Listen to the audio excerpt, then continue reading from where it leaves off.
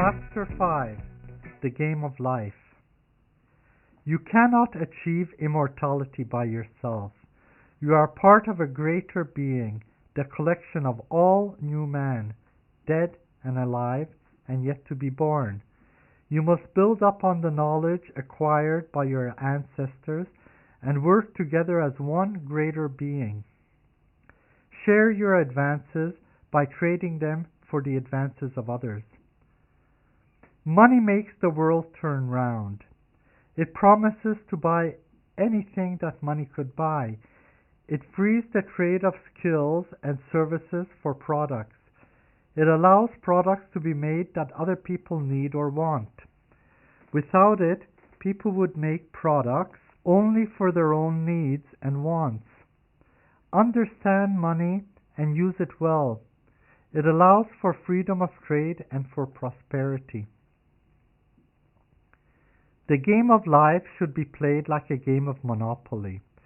Every player should start with the same amount of money to allow you to live, grow, and enjoy the game. Money flows from person to person, and the winnings of winners are the losses of losers. The fuel that keeps money in motion and the world moving forward is the want of people to be winners in the game. It is what keeps the race to accumulate and prosper alive and meaningful. The want to win is a very powerful force given to everyone to help humanity excel and to help you enjoy your game. Greed is the want to win turned into a need to win. Nobody needs to win the game of life in order to enjoy playing it, but there's always a winner in a game. And as the winner gets further and further ahead, the game becomes less and less enjoyable for the other players left behind. All games have rules that must be followed to limit the greed that can easily spoil the game for all. The world economy is like a tire that has to be filled to the optimal pressure for a smooth ride, and money is the air in the tire. Too much pressure in the tire and the ride is bumpy until the tire explodes.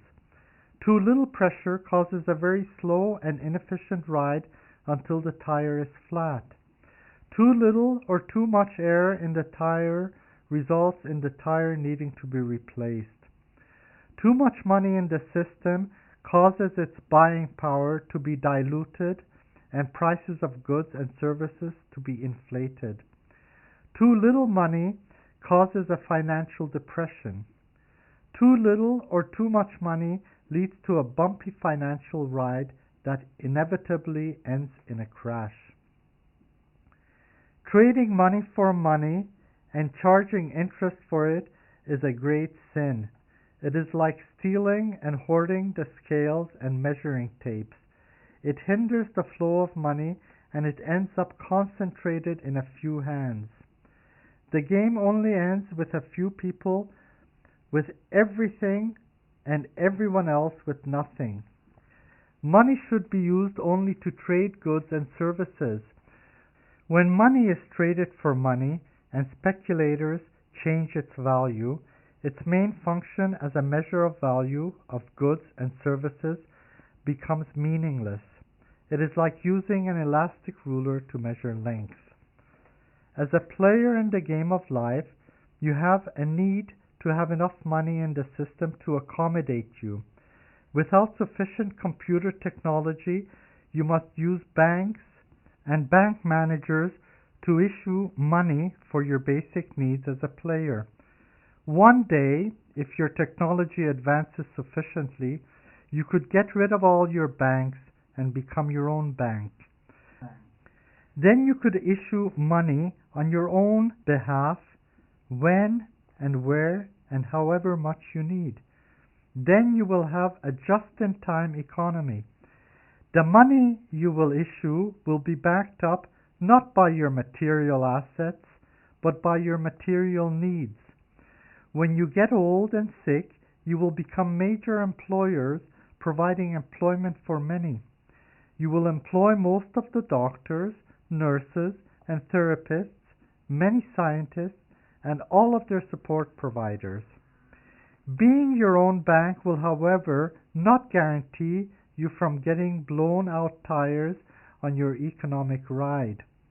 To prevent those rough rides, you need to prevent players from dominating the game and prevent them from accumulating too much wealth that leaves the other players with too little to properly play and enjoy the game. The amount of money in the system at any one time, like the pressure of the tire on a car, determines how well the economy runs. The more people there are playing the game, the more money is available to flow into the system.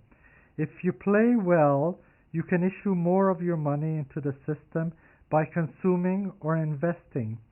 If you are born sick and grow to an old age requiring costly care, then you become a very important issuer of money, and your society will benefit from your handicap.